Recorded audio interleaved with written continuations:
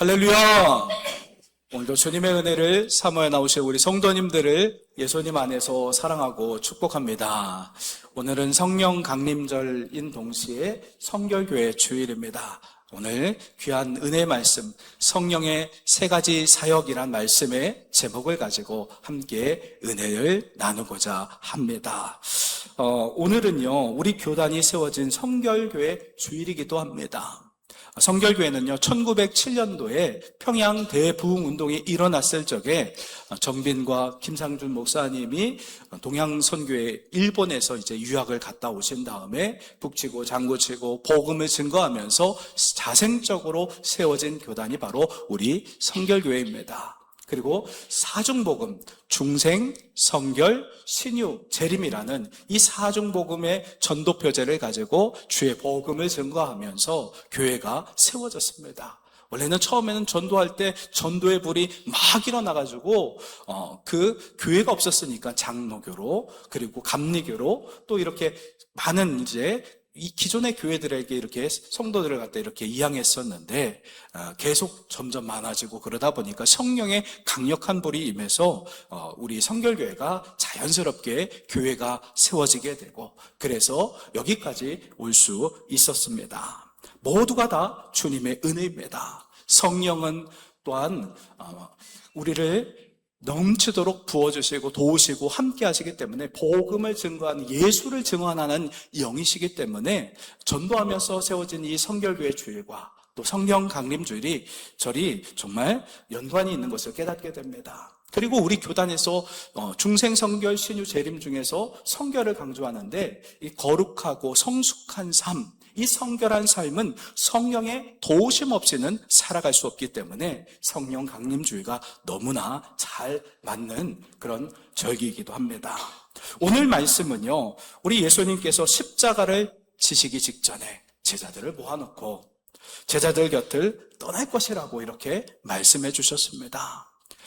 제자들에게 있어서 예수님은 어떤 분이십니까? 3년 동안 제자들 곁에서 말씀을 가르치시고 또 암흑시대, 말씀의 빛이 없는 시대에 말씀의 빛으로 찾아오셔서 제자들의 그 잠자던 영혼들을 깨워주셨기 때문에 예수님은 제자들에게 있어서 삶의 전부와 같은 그런 존재셨습니다. 그런데 예수님께서 제자들 곁을 떠나신다라고 이렇게 말씀하고 이야기해 주시니까 마음이 무너지고 힘든 상황 가운데 있었습니다. 오늘 보면 5절 말씀 함께 보겠습니다. 지금 내가 나를 보내신 이에게로 가는데 너희 중에서 나더러 어디로 가는지 묻는 자가 없고. 아멘. 예수님은요, 거듭해서 제자들 곁을 떠날 것이라고 이렇게 말씀하자 제자들도 어느 정도 마음의 준비를 하며 예수님께서 어디로 가는지 묻는 자가 없었던 겁니다. 자, 그리고 또 오늘 본문 6절 말씀 함께 보겠습니다. 도리어 내가 이 말을 함으로 너희 마음에 근심이 가득하였도다. 아멘. 근심이 가득한 이 제자들의 그 마음 상태를 예수님께서 헤아려 주셨던 겁니다. 제자들은 예수님을 따르기 위해서 삶의 터전을 버리고 또 3년 동안 오직 예수님만 바라보고 의지하고 따랐기 때문에 그들에게 충격은 가히 이루 말할 수 없었던 겁니다. 제자들은요, 예수님을 따르면서 주님을 사랑하게 되었고 또 제자 훈련을 통해서 주님이 원하시는 모습으로 변화될 수가 있었습니다. 주의 말씀을 따라서 한마디 한마디 주시는 그 생명의 말씀을 받아먹고 어떻게 세상을 살아가야 될지를 주님께서 알려주셨고 가르쳐주셨고 구원은 그리고 전도는 어떻게 하는 것인지를 하나하나 몸소 보여주셨습니다. 기도는 이렇게 하는 것이고 또 사역은 이렇게 하는 것이고 전도는 이렇게 하는 것이고 하나하나 제자들을 가르쳐 주셨습니다. 항상 함께 잠도 같이 자고 같이 식사하고 또 말씀을 나누고 사역 가운데 함께 동행했던 제자들이었습니다. 예수님은요, 제자들의 그 슬픈 안색을 벗고 계셨지만 자신이 떠나는 것이 바로 오히려 제자들에게 유익한 일이라고 말씀해 주셨습니다. 예수님께서 제자들 곁을 떠나야 영이신 성령께서 오실 수 있었기 때문입니다. 오늘 보면 7절 말씀 함께 보겠습니다. 그러나 내가 너희에게 실상을 말하노니 내가 떠나가는 것이 너희에게 유익이라. 내가 떠나가지 아니하면 보혜사가 너희에게로 오시지 아니할 것이요 가면 내가 그를 너희에게 보내리니. 아멘. 성령은요, 파라클레토스입니다. 헬라어로 파라클레토스는 무슨 뜻이냐면 우리 곁에서 힘써 도와주시는 분이시라는 겁니다. 우리 곁에서, 아니 우리 안에서 항상 내주하시면서 힘써 도와주시는 분이 우리 성령 하나님이십니다. 성령은요, 공간을 초월한 영이시기 때문에 전 세계 어디서나 모든 사람 심령 안에 거하실 수 있는 영이신 하나님의 영 성령이셨습니다. 예수님께서 육신의 몸으로 이 땅에 남아있는 것보다도 시공간을 초월하신 영이신 성령께서 온 세상 사람들 그 심령 안에 거하시는 것이 더 유익이라고 말씀해 주셨던 겁니다. 예수님 대신 오실 성령님은요, 예수님께서 시작하셨던 이 구원 사역을 이어가도록 도우시는 분이셨습니다. 보혜사 성령님은요, 우리의 죄를 조명하고 의와 심판에 대해서 알려주시는 분이라고 오늘 성경은 우리에게 말씀하고 있습니다. 오늘 본문 8절 말씀을 함께 보겠습니다. 그가 와서 죄에 대하여, 의에 대하여, 심판에 대하여 세상을 책망하시리라. 아멘. 이처럼 예수님께서 말씀하셨던 이 성령의 세 가지 사역이 바로 죄에 대해서, 의에 대해서, 심판에 대해서 세상을 책망하고 그런 하나님의 말씀이 어떤 분인 것인지를 깨닫게 하시는 분이 바로 성령 하나님이라는 겁니다. 예수님께서는 이 성령의 세 가지 사역을 가장 중요한 시점에 제자들에게 알려주셨습니다.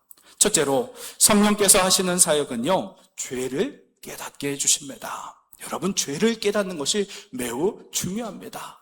유대인들은요, 죄에 대해서 온전히 깨닫지 못했습니다. 자기 율법을 쫓아 행하면 의롭게 된다라고 여겼기 때문입니다. 자, 그래서 오늘 본문 9절 말씀을 함께 보겠습니다.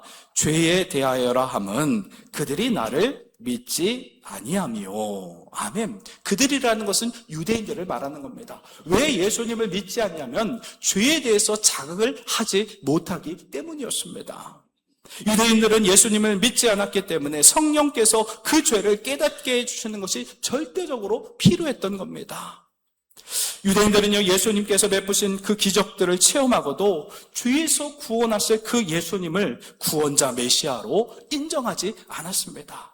앞서 말씀드렸듯이 유대인들은요, 율법을 잘 지키기만 하면 의롭게 되고 구원받을 수 있다라고 그렇게 생각을 했기 때문입니다. 자기 죄를 자각하지 못하고 자기가 가진 알량한 의를 믿었던 겁니다.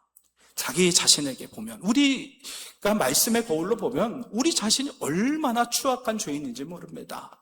그런데 유대인들은 회칠한 무덤처럼 자기 죄를 감추고 율법의 의로 사람들 앞에서 이렇게 내가 신앙생활 열심히 잘한다라고 보여주면 이 모습을 통해서 하나님께서 감화감동을 받으시고 그래서 나는 의롭게 되었다라고 여겼던 겁니다. 하지만 성령은 그렇게 말씀하시지 않습니다. 우리 예수님은 성령을 통해서 죄를 생각나게 하시고 죄를 깨닫게 해주신다는 겁니다. 여러분, 죄를 깨달아야 예수님이 필요하구나라는 것을 깨닫게 됩니다. 죄의 늪에 빠져서 죽어가고 있는데 구원자이신 예수님이 필요하게 되는 것이고 그 구원자 예수님을 바라볼 수밖에 없다라는 겁니다.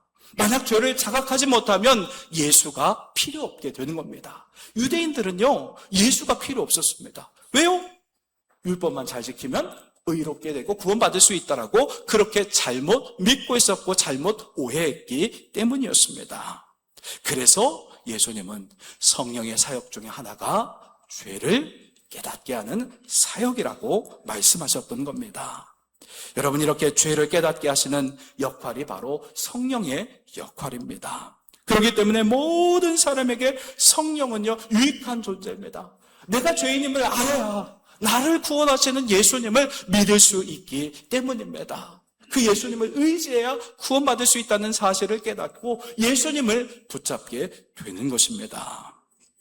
예수님께서 부활하시고 40일이 지난 후에 승천하셨고 10일 후 오순절에 성령께서 강력하게 임재하셨습니다. 사도행전 2장에서 보면 오순절에 성령을 받았던 베드로가 유대인들을 향하여 외쳤습니다. 너희가 못 박은 예수님이 죄에서 구원해 주시는 그리스도라고 선포했을 때 성령께서 유대인들 마음 가운데 죄를 자각하는 찔림을 주셨습니다. 아, 내가 예수님을 십자가에 못 박았구나. 내가 죄인이구나. 그 마음을 성령께서 베드로의 입술을 통하여 강력하게 역사하셨다는 겁니다. 그래서 유대인들이 베드로가 설교한 그 말씀을 듣고 죄를 자각하고 성령의 강력한 역사 속에서 회개하고 3,000명이나 되는 사람들이 예수님을 믿고 세례를 받는 회개하는 역사가 일어났던 겁니다. 여러분, 이렇게 성령은요, 죄에 대한 심각성을 깨닫게 해주시고 구원자 예수가 필요하다라는 그 사실을 깨닫게 해주시는 분이 바로 우리 성령 하나님이신 겁니다. 반대로요, 죄를 깨닫지 못하면 예수 그리스도께서 베푸시는 구원의 은혜가 필요 없게 됩니다. 죄를 깨닫지 못하면 지금의 삶으로 만족하며 살아간다는 겁니다. 유대인들처럼 자기 의로 구원받을 수 있다는, 나는 법 없이도 살 수 있는 사람이야. 제가 전도를 하다 보면 자기는 법 없이도 산다고 정말 의롭게 사시는 분, 다른 사람에게 해를 끼치지 않고 그런 분이 계십니다. 하지만 하나님은 우리 깊은 심령의 죄를 다 살펴보시고 감찰하시는 분이십니다. 아무리 우리가 숨기려고 해도 죄는요, 하나님 앞에 밝히 드러날 수밖에 없다라는 겁니다. 죄가 생각나지 못하고 죄를 깨닫지 못하고 자각하지 못하면 하나님께서 베푸시는 예수 그리스도 복음의 은혜를 인지하지 못하게 된다는 겁니다. 그래서 성령을 통해서 죄를 깨닫게 해주시는 것이 놀라운 은혜임을 믿으시기 바랍니다. 다윗은요, 성경에 보면 다윗은요, 밧세바와 간음죄를 짓고 난 후에 성령의 임재가 다윗에게 떠나가고 말았습니다. 광야에서 그렇게 사울 왕의 눈을 피해서 도망 다닐 때는요, 그 광야 가운데 오직 하나님만 의지할 수밖에 없었기 때문에 늘 성령 안에서 기도하면서 성령의 충만함 가운데 다윗은 거할 수 있었습니다. 오히려 광야가 주를 만나고 주를 바라볼 수 있는 놀라운 은혜의 자리였습니다. 그런데 왕이 되고 편안해지고 또 안정이 되자 이렇게 죄가 틈타게 되고 간음죄를 지으면서 그 다윗 안에 강력하게 임했었던 그 성령의 내주하심이 떠나가고 말았습니다. 여러분, 죄를 지면요, 성령이 함께 공존할 수 없습니다. 그래서 점점 다윗은요, 죄를 가까이 했던 다윗은 하나님과 점점 멀어지고 말았습니다. 그때 바로 다윗에게 찾아갔던 선지자는 나단이었습니다. 나단 선지자가 죄로 방황하고 있었던 다윗에게 찾아가 간음죄를 지적하자 그때 성령께서 다윗의 그 심령의 악한 죄를 밝히 드러내 주셨습니다. 다윗에게 떠났던 그 성령께서 다시 빛으로 임하시자 다윗은 그 자리에서 내가 여호와께 죄를 범하였노라, 내가 여호와께 죄를 범하였노라 라고 자복하며 회개할 수 있었습니다. 그리고 훗날 다윗은요, 시편 51편을 시로 지어서 자신의 그 죄를 회개하며 이런 고백을 합니다. 시편 51편 11절 말씀을 보겠습니다. 나를 주 앞에서 쫓아내지 마시며 주의 성령을 내게서 거두지 마소서. 아멘. 누구나요, 죄를 지을 수 있습니다. 다윗처럼 실수하고 넘어지고 쓰러지고 실패할 수 있습니다. 그때 성령께서 우리 심령의 죄를, 우리 심령 안에 있는 죄들을 지적하실 때 두 손 들고 다윗처럼 자복하고 회개할 때 성령의 강력한 임재가 우리 가운데 거하게 되는 것입니다. 떠났던 성령을 다시 회복하고 다시 우리 안에 강력하게 역사할 수 있는 힘은 바로 다윗처럼 죄를 지었을 때 성령의 조명을 비춰주실 때 두 손 들고 제가 잘못했습니다, 용서해 주세요 라고 하면서 십자가의 예수를 바라보며 하나님 앞에 한 걸음 나아갈 때에 성령의 강력한 역사와 임재가 임하게 되는 것입니다. 우리 안에 죄가 생각나고 떠오른다는 것은, 그것은 바로 우리 안에 성령 하나님이 내주하시고 교통하신다는 증거입니다. 죄가 생각나야 죄 용서를 받을 수 있는 예수님께로, 십자가 앞으로 나아갈 수밖에 없는 것입니다. 성령께서는 이렇게 죄를 깨닫게 해주시고 죄를 생각나게 해주시고 다시 십자가를 붙잡고 하나님 앞으로 나가도록 이끌어주시는 분, 그분이 바로 성령의 사역이라는 겁니다. 여러분, 십자가로 돌이키고 그렇게 나가야 회복의 역사가 있는 것입니다. 성령님은 우리 죄를 깨닫게 하시고 하나님께로 돌이키도록 돕는 분이 우리 성령 하나님이신 것을 믿으시기 바랍니다. 둘째로요, 성령께서 하시는 사역은 의를 깨닫게 하십니다. 오늘 본문 8절과 10절에서 의는요, 헬라어로 디카이오 시네입니다. 디카이오 시네는 무슨 뜻이냐면 공정, 고결한 행위라는 뜻이 있습니다. 특히 기독교에서는 칭의라고도 이렇게 말합니다. 오늘 본문 10절 말씀 함께 보겠습니다. 의에 대하여라 함은 내가 아버지께로 가니 너희가 다시 나를 보지 못함이요. 아멘. 예수님은요, 제자들을 떠나 하나님 아버지께로 돌아가야만 했기에 의를 깨닫게 해주시는 성령 하나님이 제자들에게는 정말 필요했습니다. 우리가 유교 사상의 영향을 받듯이 유교 사상의 영향을 받아서 보면 우리 유교적 배경 때문에 절제하는 것들이 있습니다. 마찬가지로 그 당시 제자들도 유대인들이었기 때문에 율법의 그 영향을 받고 있습니다. 우리가 유교 사상의 그 영향을 받고 있듯이 제자들도 유대교의 그 율법의 영향을 받고 있었다는 겁니다. 유대인들은 율법을 잘 지켜야 의롭게 된다라고 그렇게 생각했습니다. 하지만 율법은 죄에 대해서 깨닫게 해주시고 죄가 죄인 것을 알게 해주셔서 죄를 지적하는 기능만 있습니다. 너 죄인이야 라고 말씀하는 것이 바로 율법이라는 겁니다. 하나님의 법, 그 법들이 쭉 나열되면서 내가 지은 죄를 깨닫게 해주신다는 겁니다. 율법의 내용들을 보면 내가 그렇게 이런 일을 한 것이 죄구나라는 것을 지적하는 기능이 있다는 겁니다. 율법은 우리를 구원하지 못합니다. 그러나 율법이 필요한 것은 죄를 지적하기 때문에 예수가 필요하다는 것을 깨닫게 해 주신다는 겁니다. 율법의 의를 가지고 율법을 잘 지킴으로 의롭게 되지 못한다는 것이 율법의 한계라는 겁니다. 사도 바울은 율법을 잘 지키는 큰 자 사울에서, 사도 바울이 큰 자 사울이 된 건 뭐냐면 내가 이렇게 율법을 잘 지키면 구원받다. 누구만 강조된 겁니까? 나만 강조된 겁니다. 내 안에 내가 가득해서, 내 의가 가득해서 큰 자 사울이었습니다. 그러나 성령 하나님의 지배를 받고 성령이 충만해지자 나는 작아지고 성령이 더 크게 역사하시니까 작은 자 바울로 그 이름이 바뀌게 될 수 있었던 겁니다. 그래서 빌립보서 3장 9절 말씀에 바울은 이렇게 고백을 합니다.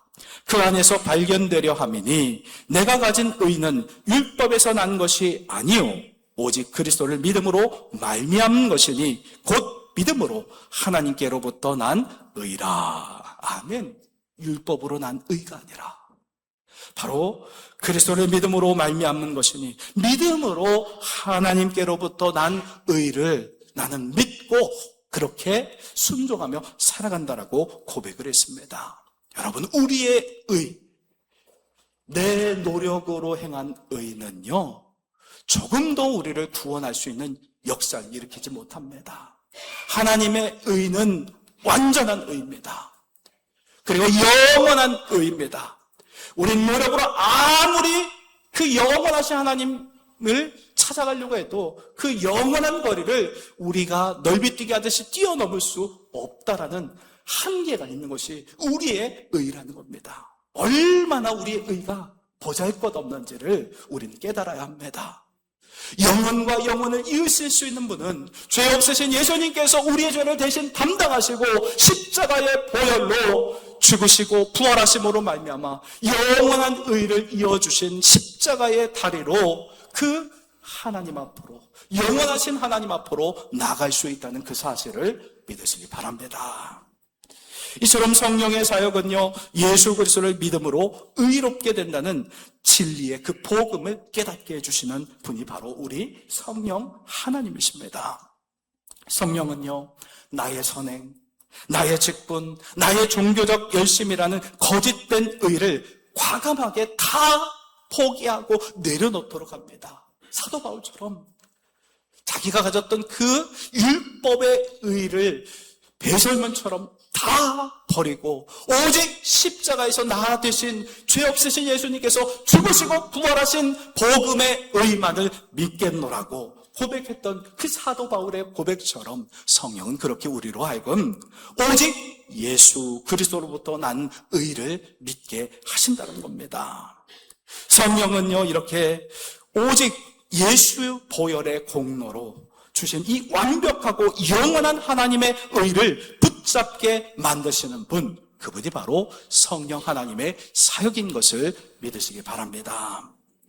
예수님께서요, 제자들에게 3년만 동안 하나님과 거리낌 없도록 의롭게 사는 방법을 가르쳐 주셨습니다. 이제 예수님께서 떠나시면 제자들을 지도할 분이 없었습니다. 예수님의 그 빈자리를 채울 수 있는 진리의 성령이 제자들에게는 반드시 필요했던 겁니다. 진리의 성령님은 예수님 대신 그 빈자리를 가르치시고 생각나게 하시고 또 지도해 주시기에 의롭게 살아갈 수 있도록 도우시는 분이라고 예수님께서 말씀해 주셨습니다. 그리고 약속해 주셨습니다. 내가 없더라도 성령께서 너에게 가르쳐 주시고 또 지시해 주시고 또 생각나게 하시고 그렇게 할 거니까 걱정하지 말라며 이런 말씀해 주셨습니다. 요한복음 14장 26절 말씀을 보겠습니다. 보혜사 곧 아버지께서 내 이름으로 보내실 성령 그가 너희에게 모든 것을 가르치고 내가 너희에게 말한 모든 것을 생각나게 하리라. 아멘. 성령께서 이렇게 우리의 보혜사가 되셔서 우리를 지도해 주시고 생각나게 하시고 가르쳐 주시고 성경을 읽다가 이 말씀이 잘 쉽게 다가오지 않고 잘 이해가 되지 않을 때도 기도하면 성령께서 감화 감동을 주셔서 그 성경의 말씀이 어떤 말씀인지를 깨닫게 해 주신다는 겁니다. 성령께서 우리를 진리의 길로 인도해 주신다는 겁니다. 성령님은요, 우리를 의의 길로 인도해 주시는 분, 그분이 바로 우리 성령 하나님이신 것을 믿으시기 바랍니다. 진리를 발견하고 진리를 향한 굶주림과 그 열방을 부어주시면서 하나님의 자녀답도록 살아갈 수 있도록 인도하시고 역사하시고 힘써 도와주시는 분, 그분이 바로 우리 성령 하나님이십니다. 성령은요, 우리가 구원받은 이후에도 하나님과의 그 관계, 사람과의 관계, 그 모든 관계를 올바르게 맺을 수 있도록 도우시는 분이 우리 성령 하나님이십니다. 이렇게 성령님은 우리를 의와 진리로 인도하시고 지도하시고 가르치는 사역을 해 주신다는 것입니다. 자, 마지막으로 성령께서 하시는 사역은요, 세상을 심판하는 사역입니다. 깨닫게 해주신다는 겁니다. 세상의 심판을 깨닫게 해주신다는 겁니다. 오늘 본문 11절 말씀 함께 보겠습니다. 심판에 대하여라 함은 이 세상 임금이 심판을 받았습니다. 아멘. 여기서 보면 세상 임금이라고 했는데 이 세상 임금이라는 이 칭호는요, 사탄을 부를 때 사용하는 호칭입니다. 대표적으로 성경에서 세상 임금을 심판하셨던 말씀이 출애굽기에 나옵니다.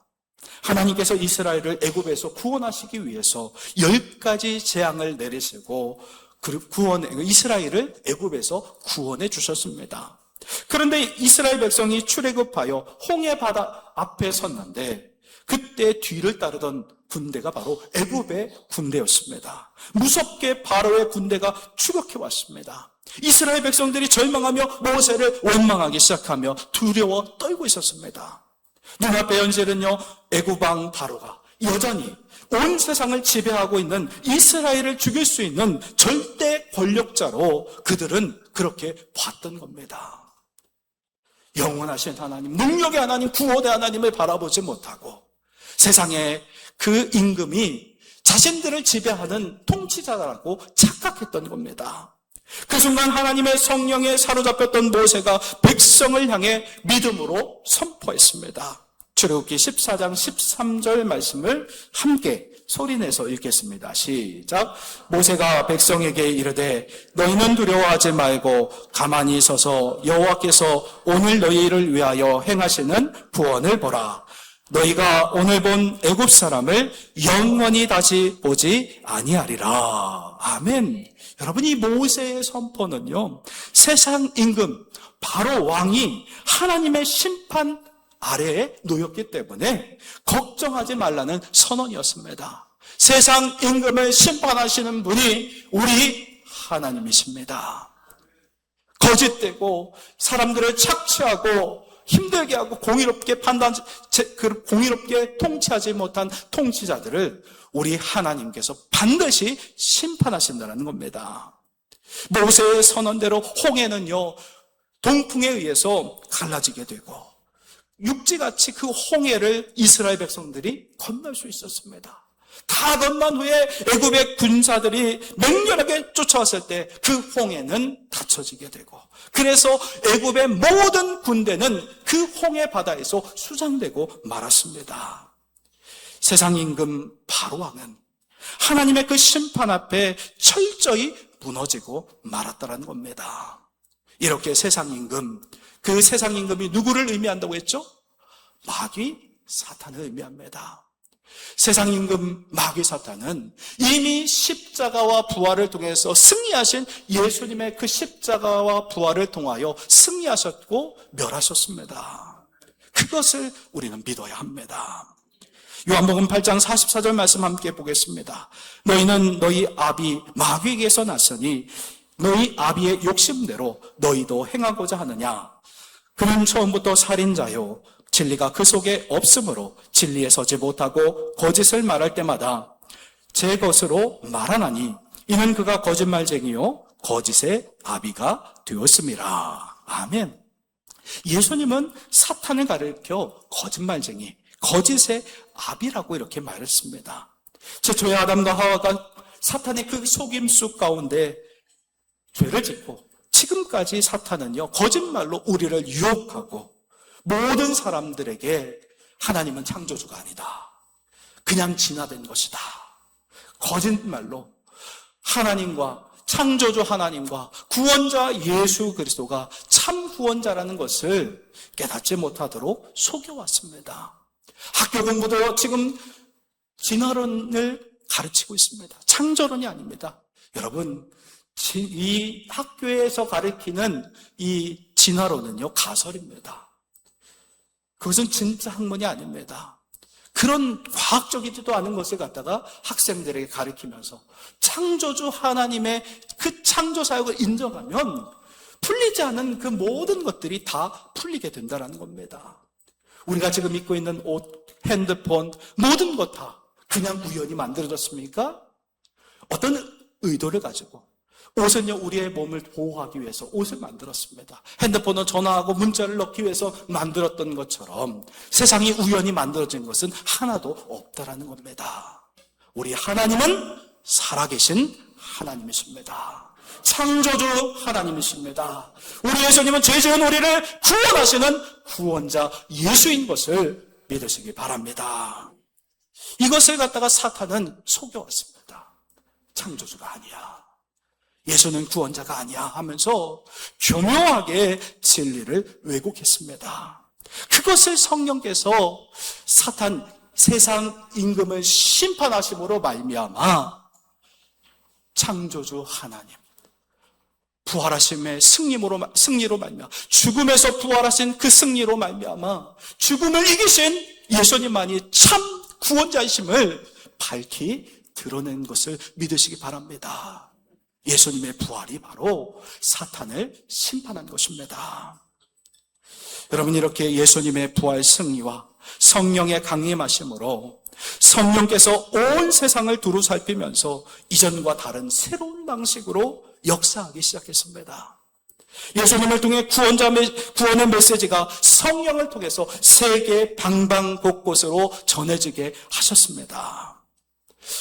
예수님의 이 죽으심과 부활을 통해 사탄의 속임수, 정체가 밝히 드러났던 겁니다. 세상 임금 사탄을 우리 주님이 부활 승리하심으로 심판하셨습니다. 이렇게 성령님은요, 예수님께서 죽으심과 부활을 통해 사탄을 물리치셨다는 그 사실을 우리로 깨닫게 해주시는 역할을 하신다는 겁니다. 사랑하는 성도 여러분, 말씀을 마무리하겠습니다. 성경은요, 세상 임금인 사탄이 심판받게 될 것을 말씀하고 있습니다. 예수님은요, 사탄의 세력을 십자가와 부활로 이기셨기에 사탄의 권세는 무너졌습니다. 우리 예수님께서 세상 권세를 다시 찾으시고 최고의 통치자가 되셨다는 그 사실을 깨닫게 해주시는 분이 바로 우리 성령 하나님이신 것을 믿어야 합니다.